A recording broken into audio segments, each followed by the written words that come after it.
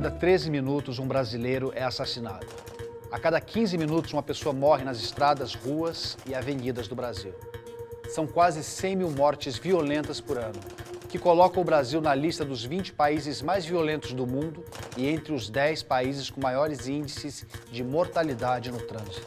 Se estes dados refletem um país violento, quando e por que criamos a imagem de que o brasileiro é um homem generoso, alegre, avesso a guerras ou a brigas?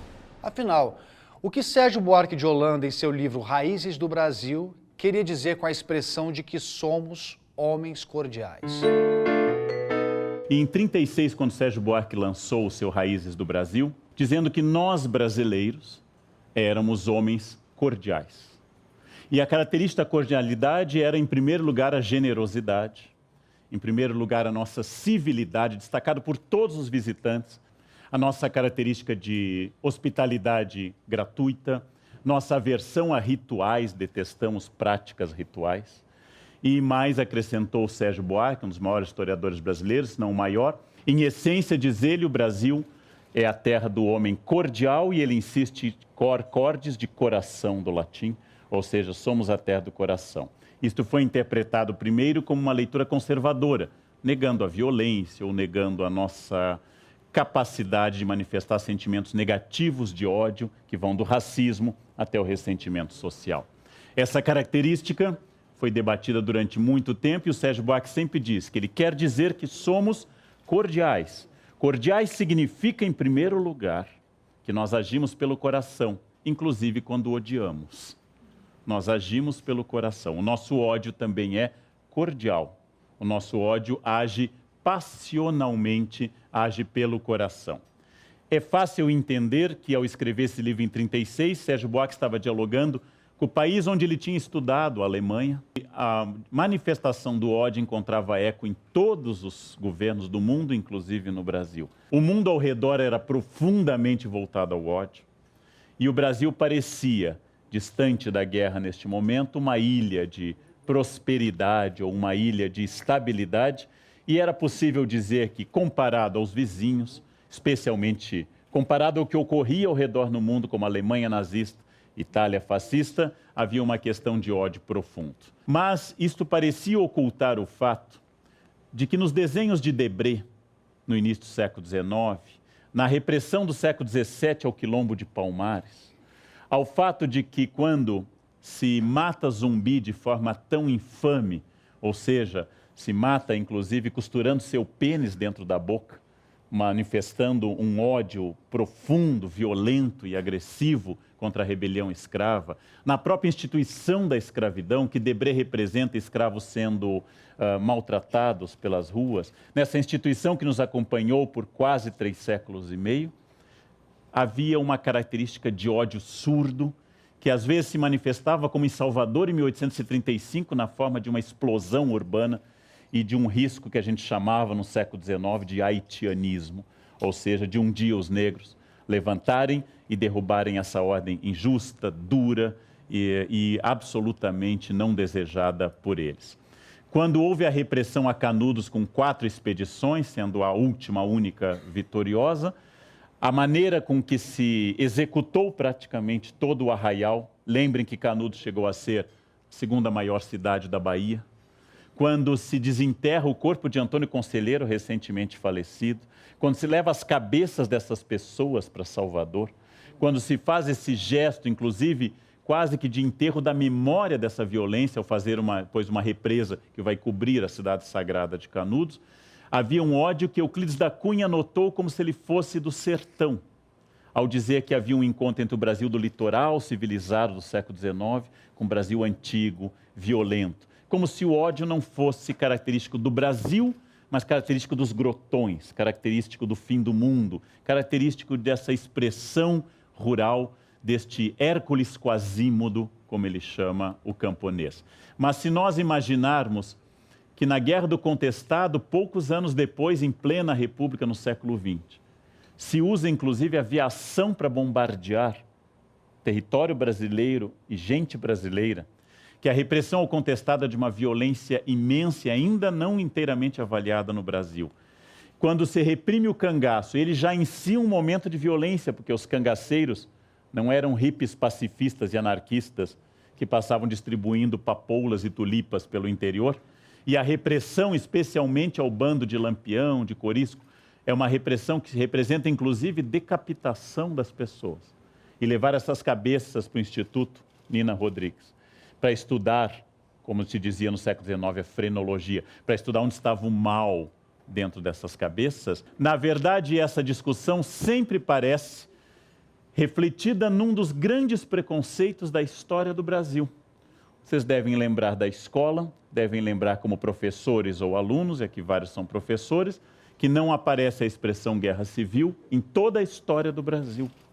Nós não utilizamos a expressão guerra civil quando o Rio Grande do Sul, meu estado natal, se separa por 10 anos do Brasil. Não utilizamos guerra civil na cabanagem, não utilizamos guerra civil na sabinada, não utilizamos na balaiada, não utilizamos na Revolução de 32 de São Paulo. Todos esses movimentos são revoltas regenciais, movimentos constitucionalistas, são abriladas, são movimentos liberais. Nunca guerra civil. Guerra civil é coisa de argentino. Argentinos fazem guerra civil como antes de Rosas. Guerra civil é coisa da Colômbia e sua Guerra dos 1000 Dias. Guerra civil é coisa de gringo norte-americano, que entre 1861 e 65 levou à morte mais de 600 mil pessoas. Nós vivemos agitações, nunca guerra civil. Ora, se guerra civil é a guerra entre pessoas do mesmo país contra o mesmo país, nós temos vivido sistematicamente episódios de guerra civil, inclusive disfarçadas ou iminentes, como na campanha da legalidade ou nas reações, ainda que fracas, ao golpe militar de 64. Vivemos sempre na linha da guerra civil. Vivemos com frequência a guerra civil. E há quem diga que, em vários sentidos, a periferia de grandes cidades é, de fato, uma guerra civil em curso. Porque é uma característica do Brasil evitar tocar na violência. Vocês imaginarem que nós matamos quase um Vietnã por ano nas ruas brasileiras? A questão crucial da história brasileira é que a violência é do outro. Ou é do sertão de Antônio Conselheiro e não de mim, na capital, na época Rio de Janeiro. A violência é de cariocas, não de mim. E se eu for paulista, a violência é de São Paulo, não de Campinas. E a violência é sempre a do outro. A violência nunca é minha. A violência jamais ocorre comigo. Ela é sempre um espanto, ela é sempre inexplicável. Ela só tem sentido no outro. Ela só tem sentido longe de mim. Então, a primeira constatação que eu faço é que, por incrível que pareça, nós somos um povo profundamente pacífico, cercado de gente violenta fora da minha comunidade. Sejam eles cariocas, sertanejos, favelados, nordestinos ou quaisquer outros indivíduos que encarnem a violência contra mim, o legítimo representante da brasilidade, pacífico, tranquilo, e quase um ser rural, poético, andando pelas campinas floridas, tocando harpa e assustado com este mundo que me cerca, violento. No próximo bloco. Por que nós temos tal horror ao ódio, já que ele existe?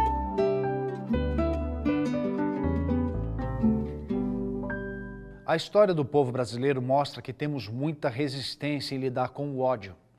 Não assumimos que fizemos e fazemos guerras. Não declaramos que há preconceito e racismo e a violência é sempre do outro. Será assim? O que isto oculta ou revela? Nós temos indicativos muito fortes e concretos de ódio de toda espécie, raciais, historicamente raciais. Temos ódios econômicos, sociais e políticos, latentes e às vezes que explodem em movimentos. Temos uma generalizada e paralela incapacidade de perceber o ódio em nós e uma capacidade profunda de notá-lo no outro. Se tivéssemos conosco, isso já é denunciado desde os grandes filósofos gregos até o Evangelho, se tivéssemos conosco o mesmo rigor que temos com os outros, o mundo seria outro. Mas também construímos paralelo a isso que há lugares sem males.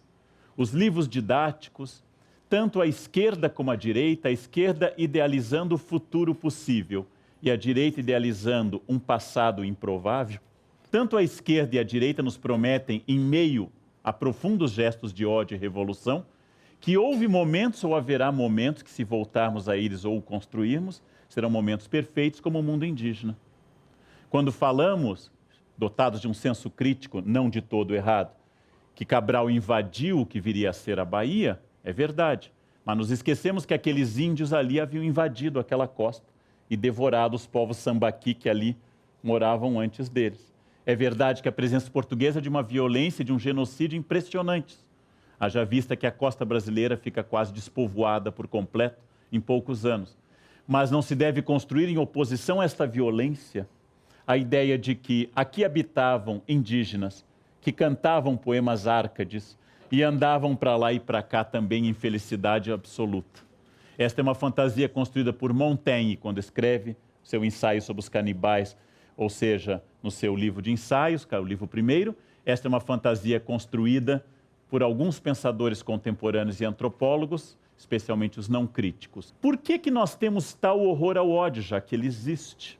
Por que nós temos resistência a reconhecer que o ódio é onipresente e universal, tirando nossa família, nosso condomínio, como já identificado, e nossa cidade? Talvez pela nossa formação dominantemente cristã. Apesar da importante presença de outras religiões, o Brasil é dominantemente um país ainda cristão.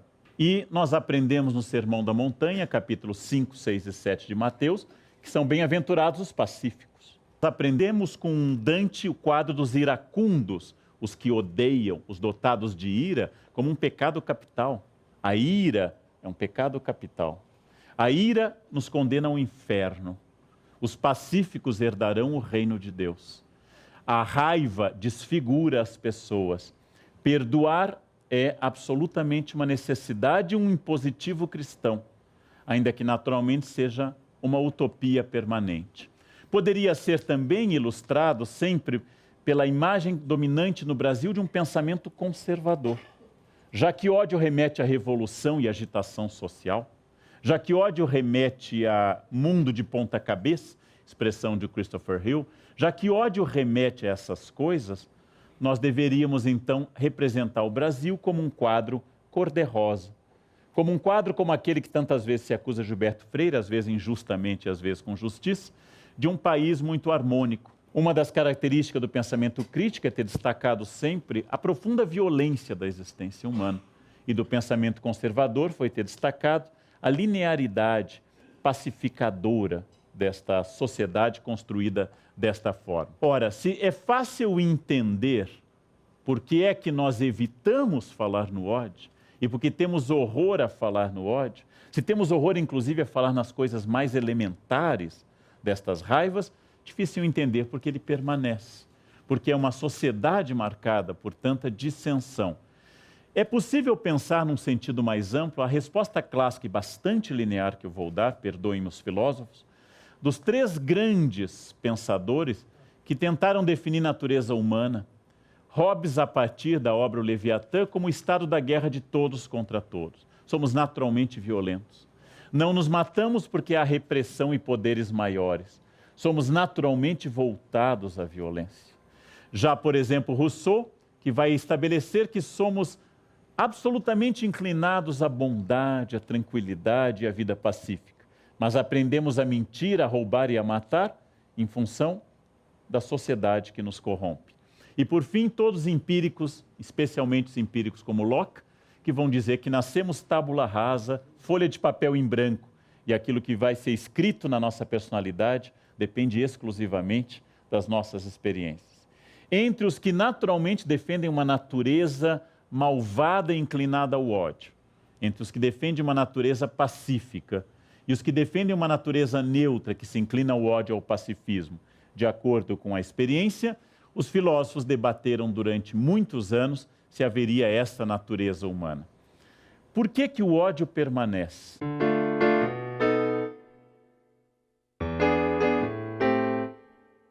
A Bíblia nos dá uma pista muito ambígua, mas muito interessante.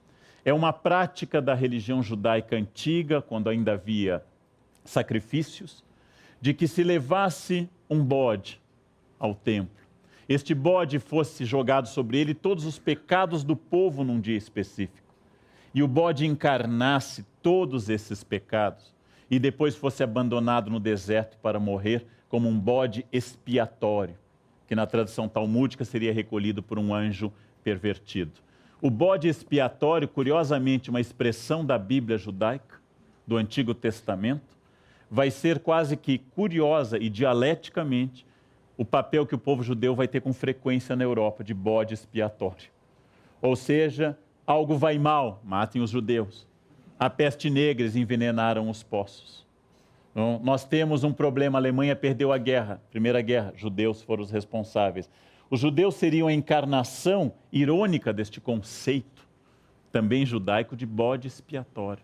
E a tragédia que se abateu sobre o povo judaico como bode expiatório de todas as mazelas humanas é uma característica que nos acompanha desde um famoso pogrom de um massacre em Alexandria no século III a.C.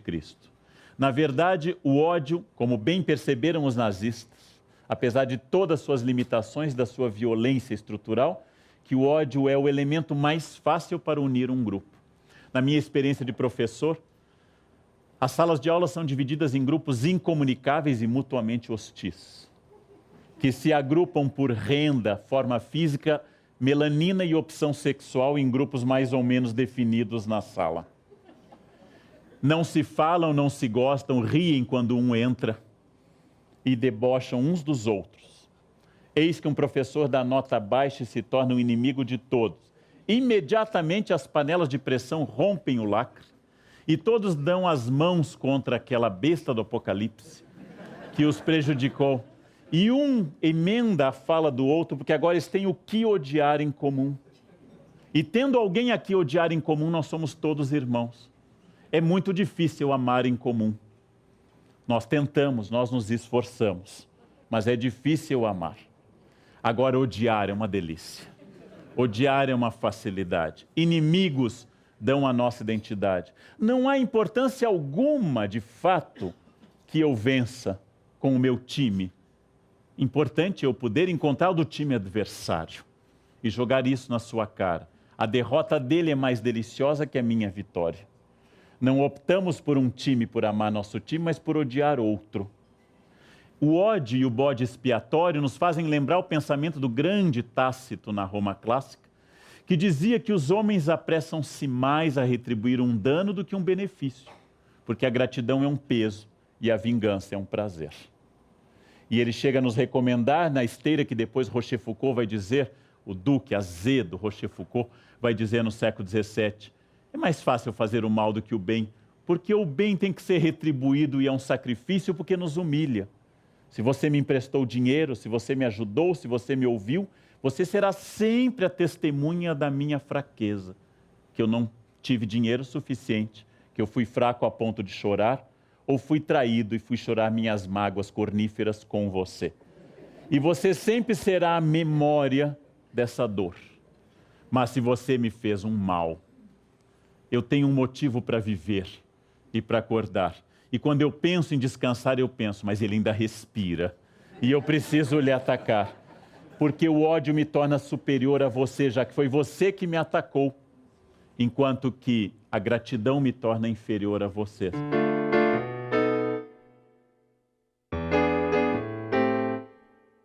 Vivemos aquilo que as feministas chamam com toda a razão, uma grande contribuição ao nosso pensamento sociológico, uma sociedade voltada ao masculino, uma sociedade falocêntrica, uma sociedade que constrói obeliscos e não monumentos femininos. Uma sociedade que pensa Deus pelo masculino, uma sociedade que denomina como positivos todos os animais masculinos de vida sexual intensa, tigrão, galo, garanhão. E pelo agressivo e pejorativo, todos os animais femininos, galinha, piranha ou vaca. Vivemos uma sociedade falocêntrica, uma sociedade voltada ao masculino. E quando eu digo falocêntrica, não quero dizer uma sociedade de homens, quer dizer uma sociedade de pensamento masculino. Educada desde o berço pela mãe, que diz ao menino, não chore, porque homem não chora. Quando eu digo sociedade falocêntrica, é aquela que homens, mulheres, hétero e homossexuais, bissexuais, transexuais, hipersexuais, consideram no fundo e quase sempre o masculino superior ao feminino. E esta sociedade, infelizmente, associa a briga, o ódio, tirar satisfação como algo profundamente masculino e sinal de força. E a harmonia, voltar atrás, pedir perdão ou engolir calado a ofensa como feminino e sinal de fraqueza. Não é de todo errado imaginar que a primeira pessoa a cobrar que o marido tire satisfação de outro que agride a esposa seja a própria esposa. Você não vai falar nada, ele me ofendeu.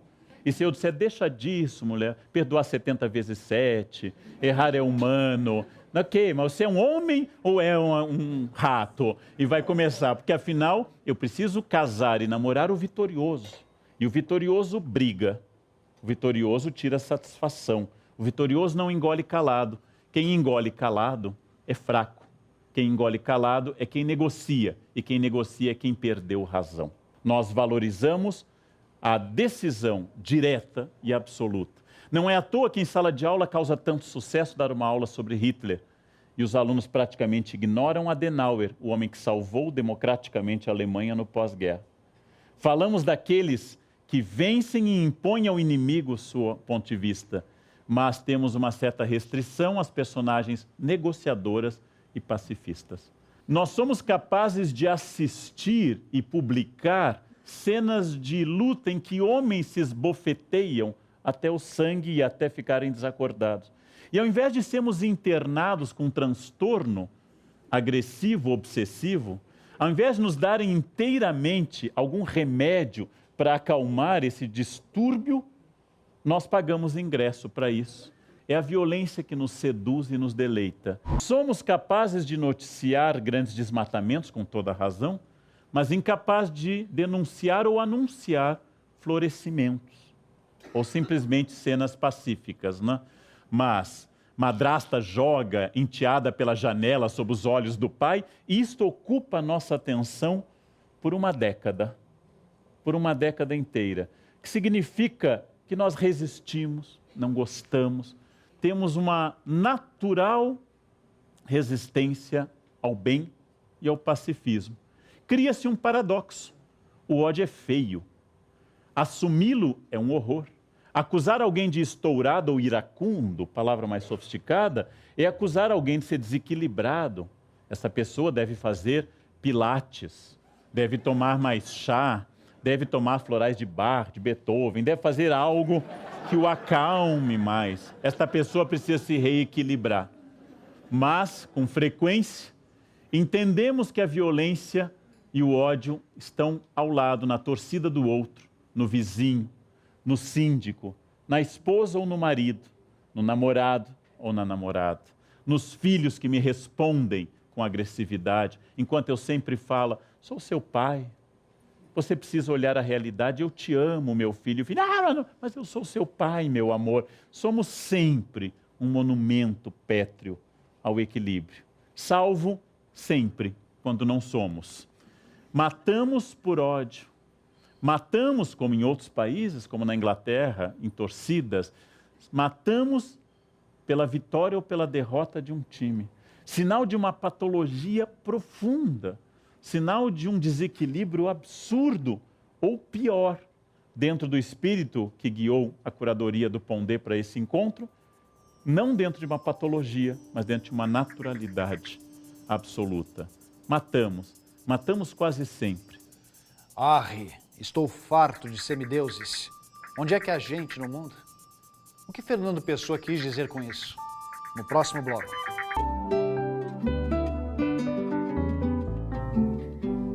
Clarice Lispector desabafou em sua crônica Mineirinho a revolta e perplexidade que sentiu diante dos 13 tiros disparados por um policial no bandido.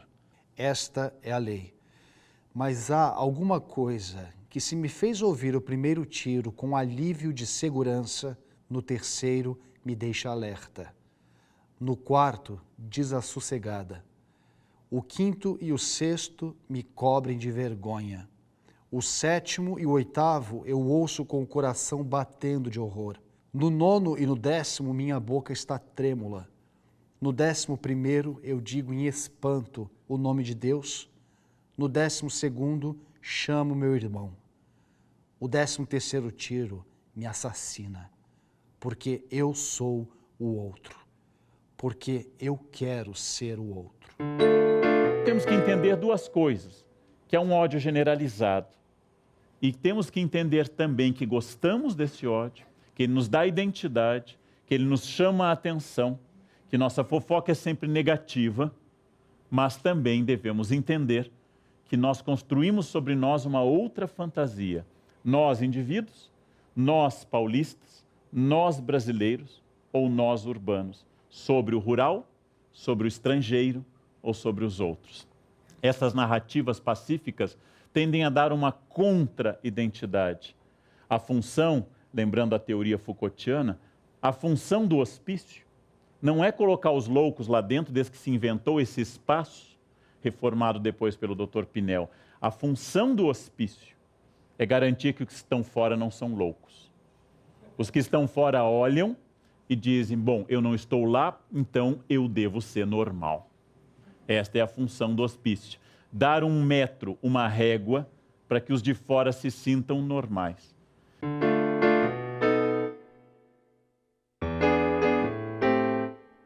Temos um discurso de horror ao pretenso ódio externo, seja ele xiita no Irã, seja ele de fundamentalistas de toda a espécie, seja de terrorista, seja do que for, nós temos um horror ao ódio externo. Chegamos a fechar os olhos em cenas violentas nos filmes e manifestar imediatamente nossa restrição a esse ódio. Mas criamos categorias novas no mundo contemporâneo. Ao invés dos crimes famélicos, os crimes tradicionais para obter comida, como era a regra, nós temos hoje crime de status e de tecnologia. Não mais jovens atacando farinha de trigo, mas jovens atacando iPhones, jovens atacando tênis de marcas, respondendo a um novo tipo de violência, a sociedade que estampa no rosto de todo mundo os bens absolutos e sempre nos diz, você não tem. Eu tenho e você não tem. Então este ódio de consumo, este ódio que me leva a ser incessantemente um consumidor, é uma novidade dessa pós-modernidade, uma novidade que nos tornou numa categoria nova, tão bem explorada pelo professor Pondé em tantos textos. Pela primeira vez na história, os homens modernos do século XX para o XXI são obrigados a serem felizes e a manifestar essa felicidade. A geração da minha avó, quando tudo estava correto, minha avó Maria dizia, tudo bem, vó? Indo, era um gerúndio, levando, como Deus quer. Nós somos obrigados a sermos felizes. Somos obrigados a sermos bons pais, bons maridos, bons profissionais. Ainda temos certo equilíbrio emocional, a malhar e sermos positivos. É um terror essa obrigação. Não temos mais direito ao mau humor, é preciso tratá-lo. Não temos mais direito à melancolia, é coisa de Lars von Trier, ser melancólico, é coisa de gente desequilibrada, mal resolvida. Não temos mais direito à infelicidade, porque a infelicidade não passa mais em testes de empresa. Não sei se os senhores sabem, que ao ser entrevistado eu sou obrigado a ser feliz. Todos somos obrigados permanentemente a um sucesso. É aquilo que o Pondé chama com toda razão da nova hipocrisia contemporânea. Ao invés de não dizer mais o que sentimos, como é a hipocrisia clássica farisaica, nós não somos mais o que somos. Somos felizes, até porque ninguém aguenta. Inclusive porque hoje, se eu for triste, melancólico ou odiar, todos sabem eu vou ter câncer. O câncer só atinge as pessoas tristes. As alegres morrem com 300 anos, passam dos 500 ou são imortais, são Highlanders. As que têm melancolia têm tumores, que nós temos hoje ódio ao ódio, apesar de ele nos seduzir. Haja vista que contra o ódio, a depressão e a tristeza, nós somos a primeira civilização que inventou produtos químicos. Se você não tem vontade sexual com essa pessoa, aí que endurecer. Pero sem perder la ternura, jamás. Se você está triste, lítio nessa pessoa. Antidepressivo, toca lítio nessa pessoa. E ela vai entrar num estado de zumbilência, ela vai ficar feliz, ela vai se tornar alegre. Naturalmente, há muitos casos psiquiátricos, especialmente esquizofrenia, em que a medicação é um dos únicos caminhos possíveis. Não é isso que eu estou falando. A medicação existe E há pessoas que precisam dessa medicação por características biológicas ou psicológicas. Eu me refiro ao fato de que nós tomamos remédios cada vez mais para dormir, para acordar, para ter relações sexuais e para sorrir. Cada vez mais ficamos dependentes da tabela periódica para sentir, especialmente as coisas positivas. Nunca conheci quem tivesse levado porrada. Todos os meus conhecidos têm sido campeões em tudo. E eu, tantas vezes reles, tantas vezes porco, tantas vezes vil, eu tantas vezes irrespondivelmente parasita, indesculpavelmente sujo, eu que tantas vezes não tenho tido paciência para tomar banho, eu que tantas vezes tenho sido ridículo, absurdo, que tenho enrolado os pés publicamente nos tapetes das etiquetas, que tenho sido grotesco, mesquinho, submisso e arrogante, que tenho sofrido enxovalhos e calado, que quando não tenho calado tenho sido mais ridículo ainda. Arre, estou farto de semideuses. Onde é que há gente no mundo? O que significa isso? A pessoa está reclamando há quase 90 anos na sua genialidade. Ele está reclamando que ao seu redor todas as pessoas só contam vitórias. Todas as pessoas contam como foram interessantes. Todas as pessoas contam como suas vidas são divertidas. E eu que tenho sido tão medíocre, tão absolutamente linear, que tenho me sentido triste tantas vezes, que odeio com tanta facilidade, que há manhãs que eu acordo pensando na famosa frase de Nero, o imperador romano, gostaria que a humanidade tivesse um só pescoço para cortá-lo de uma só vez. Nero hoje estaria tomando lítio, estaria fazendo terapia. Por que você odeia assim? Algo com a sua mãe, coitada, que aliás ele tentou matar. Mas toda essa característica é a característica contemporânea da resistência ao negativo e ao ódio. É claro que este mundo precisa urgentemente, como diz com sabedoria Gandhi, de maior compreensão. É claro que nós precisamos de mais diálogo, precisamos cessar a guerra. É claro que as pessoas têm direito à vida pacífica, a não serem violentadas no seu lar com assaltos, ou violentadas na rua, ou violentadas por quaisquer que sejam as autoridades ou os criminosos. O que eu digo é, será que as pessoas também não têm direito de estarem mal? Ou não têm direito a odiar eventualmente? Ou o ódio será algo tão estranho a todos nós? Nós temos uma certa animosidade ou uma certa resistência aos famosos ódios históricos. Aquele que os romanos e cartagineses, durante as guerras púnicas, narravam na figura de Aníbal, herói da Segunda Guerra Púnica, mais importante, que levado pelo pai ao altar dos deuses na grande Cartago, na cidade semita e fenícia de Cartago, no norte da África, jurou diante do fogo dos deuses que não descansaria enquanto não destruísse Roma.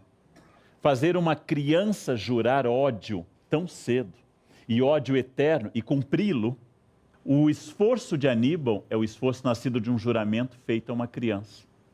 E nós achamos sempre que as crianças são naturalmente e inclinados sempre ao mais profundo pacifismo. Quem diz isso jamais entrou numa sala de aula. Jamais acompanhou a profunda maldade que crianças e adolescentes têm uns com os outros. Não me refiro a casos trágicos e extremos, em que uma criança atira na professora. Me refiro a casos gerais, essa é uma exceção ainda. Me refiro a casos gerais desta maldade que persegue permanentemente, que quando eu era criança era implicar com alguém, hoje é bullying. Não, hoje mudou de nome, hoje traumatiza. Na minha época não traumatizava, hoje é bullying. Estes ódios infantis, esta maldade de adolescentes, profunda, e de professores também, uns contra os outros, entre si como colegas e contra os alunos. No próximo bloco, a banalidade do mal.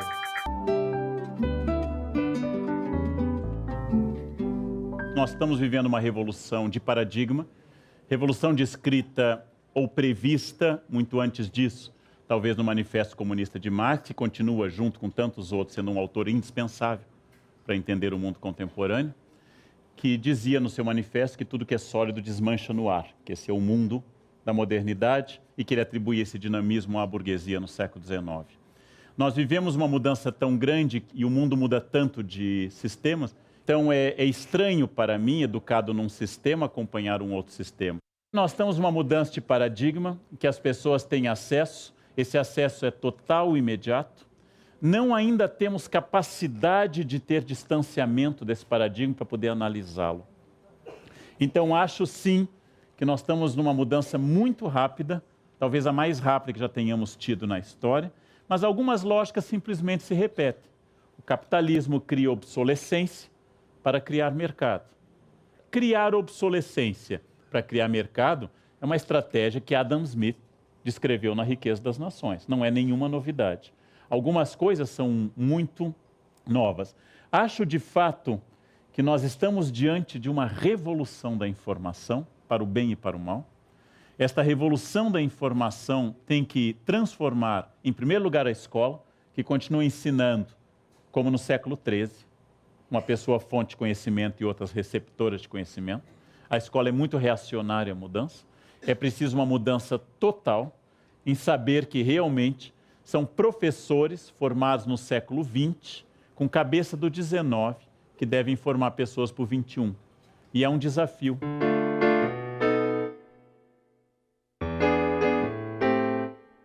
Há muito pouco tempo atrás havia grandes utopias. Quando eu era estudante de história, os continentes ainda estavam bem unidos, depois começaram a se afastar. Havia uma utopia política, havia a possibilidade de construir a terra sem males dos Guarani ou dos Tupi, ou a sociedade perfeita, a sociedade sem nenhum atrito. Essa utopia religiosa ou socialista, que ainda floresce com força naqueles lugares que essa utopia costuma florescer ainda, Coreia do Norte, Cuba, diretório acadêmico da área de humanas, esses lugares em que a utopia socialista floresce ainda com intensidade, em breve só diretório acadêmico da área de humanas. Estes lugares, todos, ofereciam, isto era muito importante, um modelo de sociedade perfeita, que era o estado do bem-estar, como na Noruega ou na Suécia, no capitalismo, ou as sociedades comunistas perfeitas. O problema é que esses paraísos nunca existiram. Na Noruega as pessoas se matam e são terroristas, mesmo sendo loiros e cristãos. Nas sociedades perfeitas, o ódio continua existindo. O suicídio infantil é altíssimo no Japão e na Suécia. Ou seja, à medida que essas utopias diminuíram, o que aconteceu? Os pequenos ódios cotidianos afloraram com uma força inédita. Os ódios pequeno-burgueses, independente da renda das pessoas. A pequena burguesia é um estado de espírito. É aquele que comete o pecado essencial do pequeno ódio, que foi definido em todas as culturas, mas particularmente na cristã, como a inveja. Aquilo que Tomás de Aquino chama de a tristitia alienum bonum, a tristeza pela felicidade alheia. Eu posso tolerar com grande resignação a dor alheia. Eu posso me solidarizar com o câncer dos outros, mas não me venha contar sucessos. A inveja é uma manifestação clara, diferente da cobiça, que é a vontade de ter o que você tem. A inveja é a tristeza pelo que você tem e não querer para mim.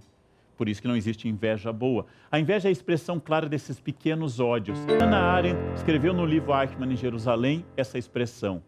O mal não é extraordinário. O mal não está inteiramente fora das pessoas. O mal não é um monstro. O mal não tem os olhos verdes com que Shakespeare definiu o demônio do ciúme. O mal é banal. O mal é comum. O mal é presente. O mal está em muitos lugares. O mal está mais disseminado, porque Eichmann, diz ela, não era um homem particularmente ruim, era um bom pai de família, como vários assassinos. Hannah Arendt nos faz pensar numa questão muito curiosa, que na mitologia, tanto na Odisseia como na mitologia da ninfa Calipso, uma das entidades, uma das Nereidas, que habitava uma ilha que hoje se identifica, grosso modo, como uma das ilhas do arquipélago de Malta, Calipso recebeu um náufrago famoso, Ulisses, Odisseus em grego, e Calipso se apaixonou por Odisseus, e Calipso oferece a ele uma ilha perfeita. Eis que Ulisses fica na ilha vários anos. É o lugar paradisíaco. E Ulisses tem um momento que ele diz para Calipso que não dá. Ele não aguenta mais. Calipso quer dizer em grego ocultar, caliptos, ocultar. A ilha de Calipso é a ilha oculta. Na tradição cristã que nos forma, o que encerra o grande legado literário do Ocidente é o apocalipse, é a revelação do que está oculto. Apocalipse é trazer à tona o que está oculto. Calipso é a felicidade que oculta o ser humano da sua natureza. Apocalipse é o que revela, ao soltar sobre os seres humanos, a metáfora do que eles são: a fome, a peste, a violência, a morte. Cada selo que o Cordeiro abre, fazendo cair um terço das estrelas do céu, fazendo o mar ferver e outras coisas, fazendo o mundo ficar totalmente invertido. Como diz no Apocalipse, haverá um dia que o Brasil vai emprestar dinheiro ao FMI, o mundo totalmente de ponta cabeça.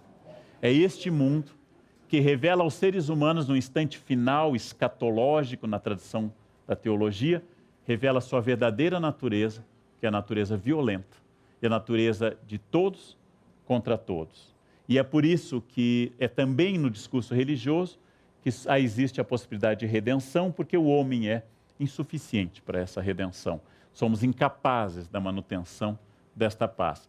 Calipso, a felicidade, se opõe a apocalipse, ou seja, a revelação desta natureza. E nas duas palavras estão contidas o que nós desejamos e devemos desejar permanentemente: a paz, a concórdia, a total tolerância com os outros, as capacidades que eu tenho que ter de engolir a diferença, de olhar para outro que é mais velho, mais gordo, mais pobre, mais inteligente, mais burro, mais rico, o que for, e pensar: ele é apenas diferente, não é melhor ou pior. Esta é a meta das metas.